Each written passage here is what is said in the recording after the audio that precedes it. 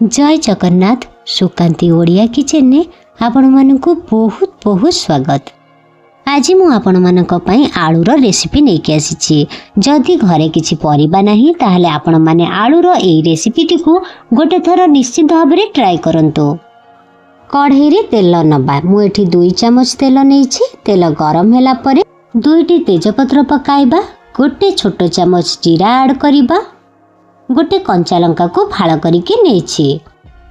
एबे एथिरे कटा पियाज को ऐड करिबा। मु एठी गोटे पियाज को छोट छोट करी काटिकी नेछि।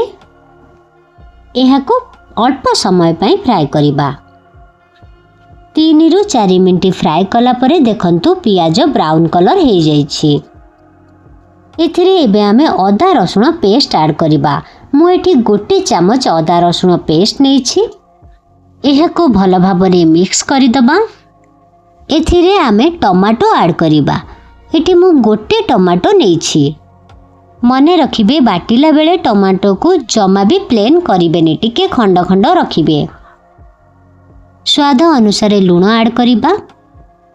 गोटे चम्मच ठू टिके कम लंका गुंड ऐड करिबा। आधा चम्मच ठू कम हळदी गुंड ऐड करिबा। एहा सहित गोटे छोट चम्मच पाखापाखी धनिया पाउडर ऐड करिबा। अल्प टिके गरम मसला ऐड करी एहा को भल भाबरे मिक्स करि दबा। 5 मिनिट मिक्स कला परे देखंतु एबे हमर मसला रेडी हो जाइछि। अल्प टिके पानी देई एहा को भल भाबरे मिक्स करि दबा। एबे एथिरे आमे आलू ऐड करिबा। मु एठी सिजा 4टा आलू नेछि। मने रखिबे आलू को एई भली भाबरे खंड खंड करि देबे। आलू को अधिक प्लेन करिबेनी। ए सब को भल भाबरे मिक्स करि दबा।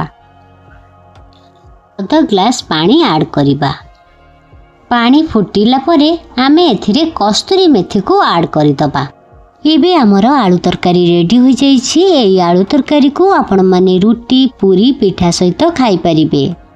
आपण माने आपण मानकर बहुमूल्य समय देई वीडियोटी को शेष जाए देखिथिबारु धन्यवाद। नमस्कार।